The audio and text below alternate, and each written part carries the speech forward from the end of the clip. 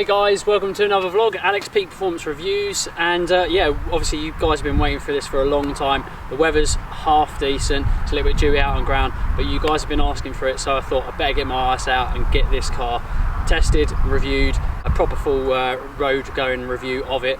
So yeah, REVO Stage 4 turbo kit. A few other little bits and bobs as well. We'll tell you a bit more about that and talk you through it. But most importantly, you want to know how this drives, how it feels, how it sounds. We're going to get that for you. Yep, look at that mileage. Standard clutch, standard gearbox, standard motor. Yeah, let's give it a cold start and sound. Well, see what it sounds like. Ooh, sounds awesome.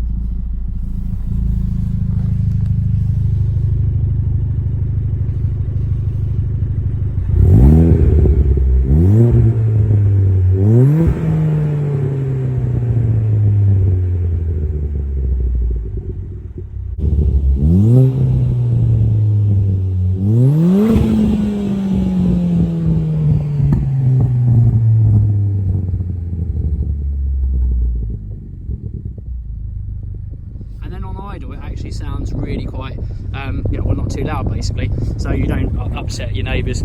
But yeah, let's go and drive it, guys. I think you'll agree that sounds pretty awesome. Just so you know, really quick specs on my exhaust system. It's a custom exhaust, 3-inch exhaust from manifold back. So obviously there's a decat on there, 3-inch decat, and also a custom power flow.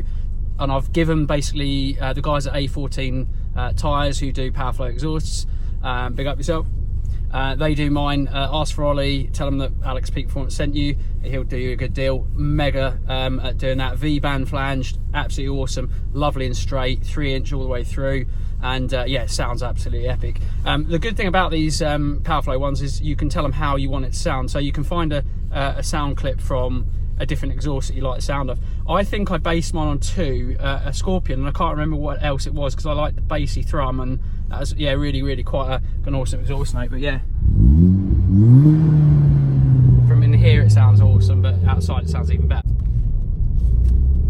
I'm just going to lower that window down. Hopefully you don't hear too much sound that you don't want to hear. But yeah, before I go too much or too further along down the road, if you've got any questions, guys, for me, please just ask them in the comment section and we'll make sure that we answer them for you.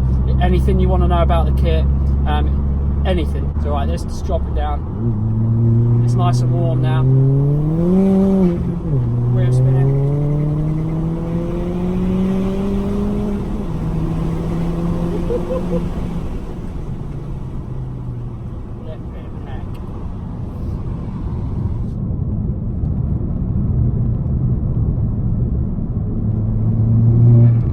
So we've got the traction control still on at the moment, but I'm just going to turn that completely off. Obviously going to be really careful, but that's the roads are still a little bit dewy at the moment.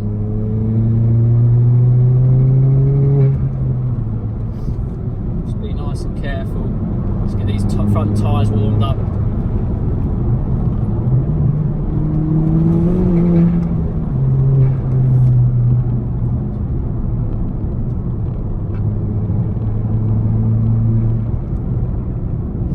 I've got to make sure I don't get carried away with how good this Fiesta ST is, and rather than talking about the car and its chassis, because we've already kind of covered that really, let's talk about this turbo kit, because that's what I need to talk about.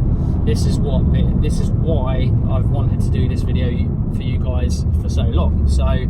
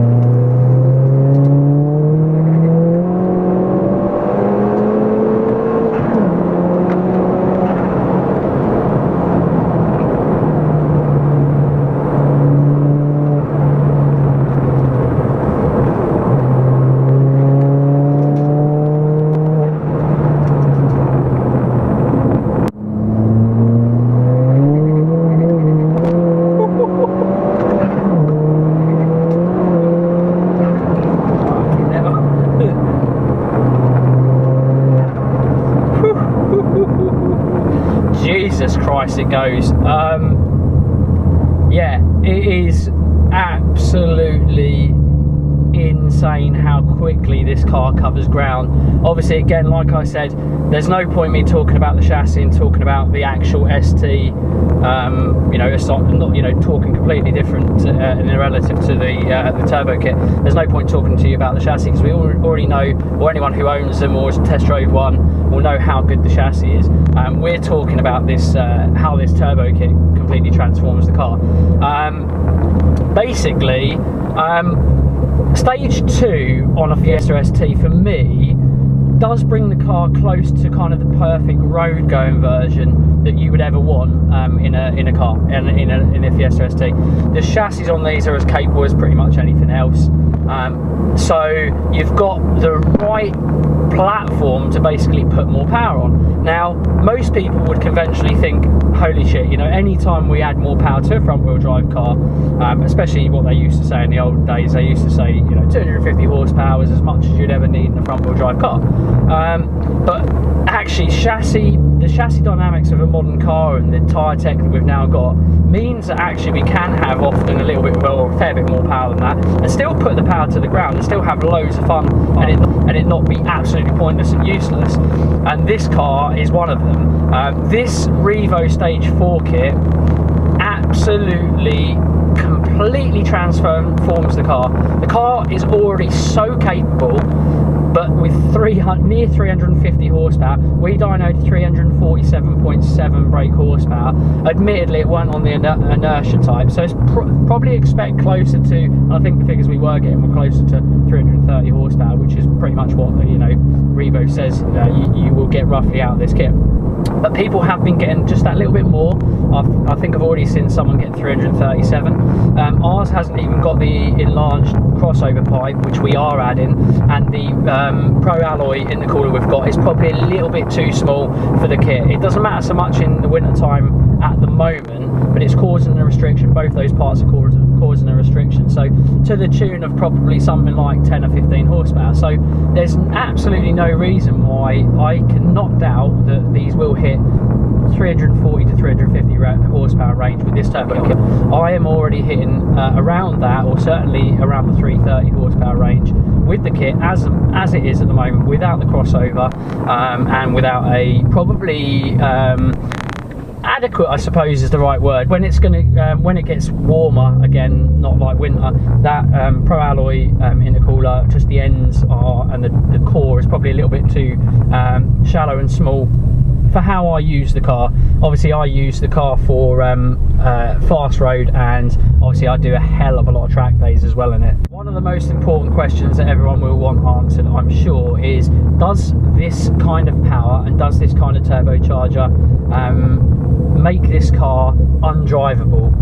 Is it now no longer fun because you're just spinning up everywhere, left, right and centre? Now, I will tell you now, categorically no, it actually works really, really well. Now, first and foremost, REVO really thought about this turbo. They have given it a billet wheel turbo, and you know, so there's a lot of work been done by REVO to make this and develop this turbocharger system before putting it to market.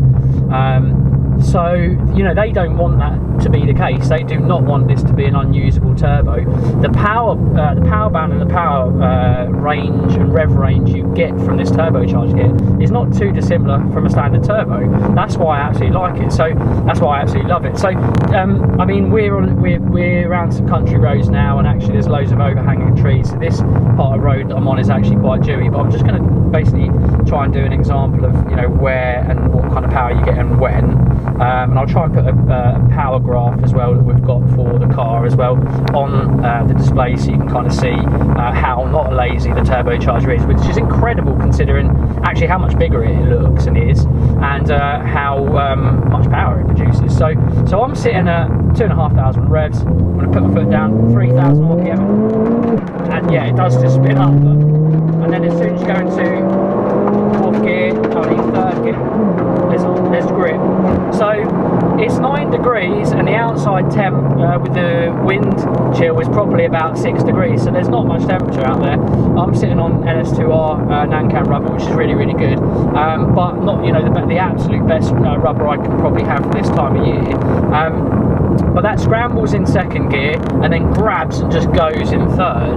But the power comes on really, really nice and linear between 2.5 and 3, but really kind of comes onto song at around 3,000 RPM. But what I also like is they increase the revs to the safe limit of what this motor can take, and I think the RPM is increased to about 7,400 I think RPM, but I'll correct that if I'm wrong. I'll put it on the screen now, but it really revs around, I think it may even be 7,000, but it's got another I think 200 to 400 RPM of rev range. So where you lose that low down in the power band, as long as you put the car and get the car on song and in the right revs, you get the same amount of power band because they've extended the red line, which is really, really good. So you're not having to kind of snatch for a gear every time you kind of go for one and you're going through the gears. So this is third gear. That pretty much grabs.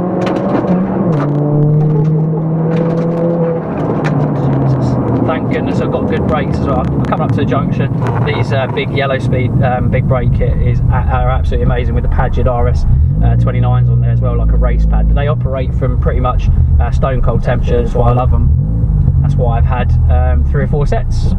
So yeah, demonstrate probably again. We've got a bit more temperature in the tyres now, but I've got a situation where I need to get out from a junction really, really quick. Let's see how we sort ourselves out here.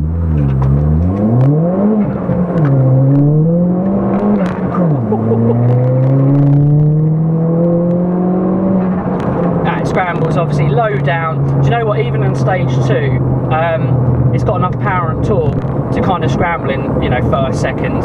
Of course, I think any car, unless it's got a big set of drag radials on, is going to scramble in first and second. But actually, once you get into third, it pretty much grips and goes. And again, I'm actually using, just so you know, I'm still on the open standard diff, so the electronic open diff, which in my opinion actually works really, really good. The only time I'm not sure about that diff, or you need probably a better diff, is on track. Now, don't get me wrong, of course you could do with still a nice quaif or something or another, or a plated diff, but are they any good for the road? I mean, yeah, probably the quaif is actually absolutely fine for a road. Some people use a plated diff for the road. If they're quite an aggressive plated diff, they're going to be horrible. I know, because I've got one on my race car and I have driven that car on the road and it is horrible. So yeah, if you're really, really hardcore, then fair enough, you could probably go for a plated diff and use it every day. I sure as hell wouldn't want to, and the sounds and the clunking that you get from a typical plated diff. I know there are some that are a little bit less aggressive, so you know, correct me if I'm wrong, or let me know if you are using a plated diff on the road. Fair play to you. I'm pretty hardcore, and that is really, really hardcore. So anyway, we're joining a motorway now, so let's blend in. Again, it's really, really due on the road. Second gear, third gear, still scrambling a tiny bit.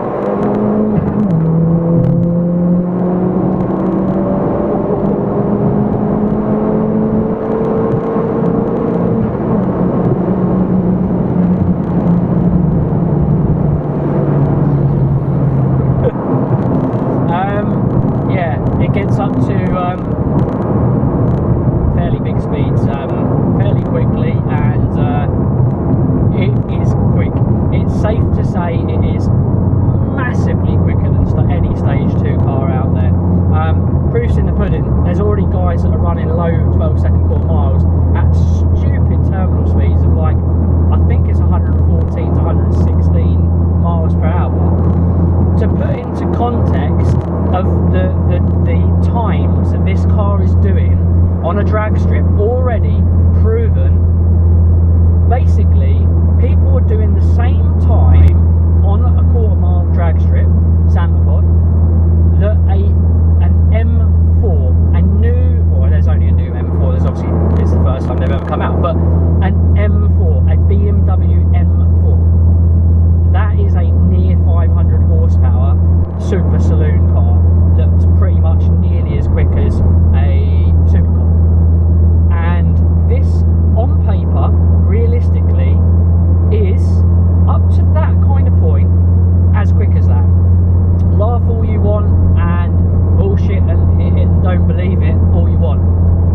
proven.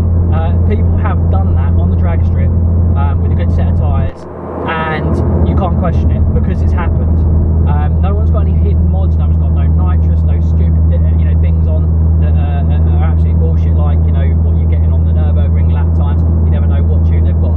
These cars that are doing those times are basically on a REVO Stage 4 Fiesta ST turbo kit, and the trap speed and the speed and the time and elapsed ET they are doing on the quarter mile is that of an M4. Talk shit about this kit all you want, guys. I don't care what you say. Proof's in the pudding, and the results are out there, guys. Not only are these turbo kits producing amazing numbers, they are also producing mental times on a quarter mile.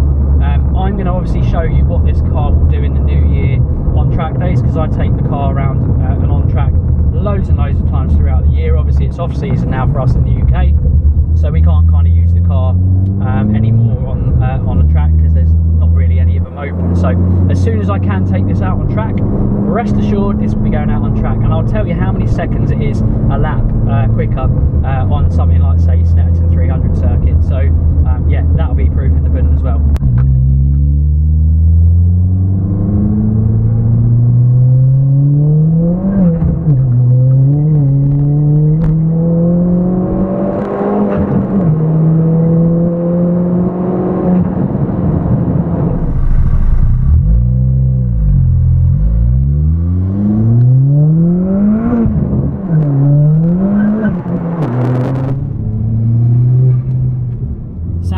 Between kind of 1.5 and 2,500 kind of revs.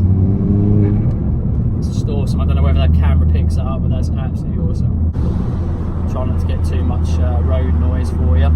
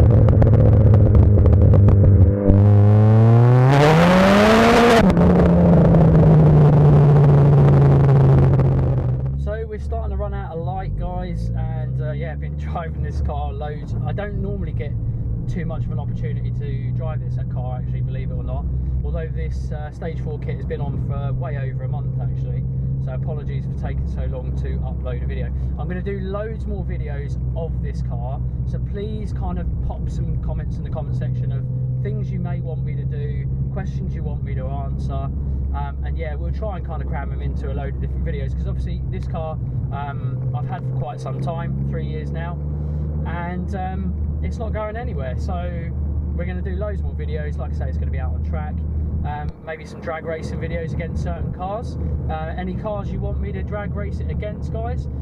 Yeah, I'm just going to summarise really, just to finish off this video, because it's been just such a laugh doing this today. Has Revo ruined this already amazingly capable Fiesta ST? For me, absolutely not, because you can use it, you just have to be aware that, you know, lower down it's going to spin the tyres up a little bit more than it does on the REVO Stage 2 or anything 250 horsepower below. Yeah, excuse me. But it still just does everything it did before, pops and bangs.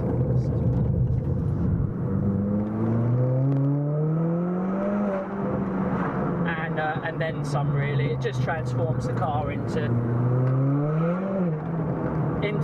closer to supercar territory. And I know it sounds ridiculous to say that about a Fiesta ST, but honestly, this car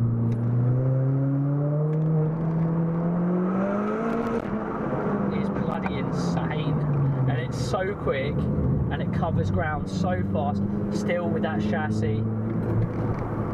It's just class, guys, absolutely class. If you're ever about at a circuit and you see me and you want to come out in the car, let me know. Or if you're in and around my area in Suffolk, hit me up on Insta or Facebook, and I'll take you out in the car, no problem at all. I am by no means a Revo fanboy, but I have had a lot of their stuff, and trust me when I say, guys, don't listen to what people say about the crap, the tuner wars that's going on these days about all these different turbo kits. There's life for all these different turbo kits to be in existence with each other, and I'm sure some of the other kits are really, really good as well. I've used Revo for many, many years, had no problems with them, and I tell you what, this has been on the car for over a month and a half, and we've done already about 3,000 miles since the turbo's been on there. We're having absolutely no problems whatsoever.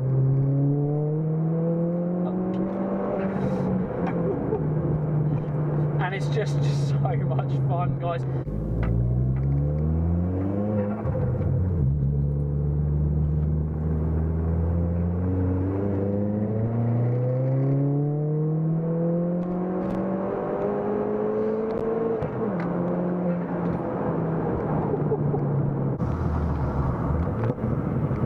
Nice little bang.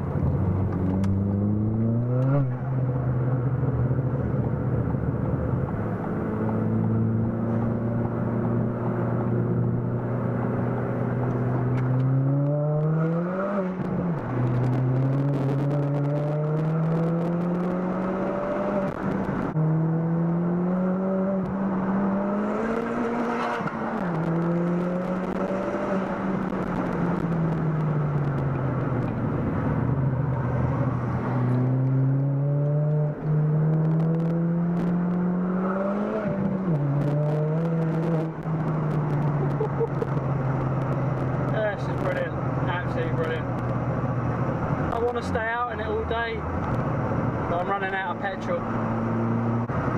What a absolute machine. This thing on this Revo turbo is an absolute weapon. Yes.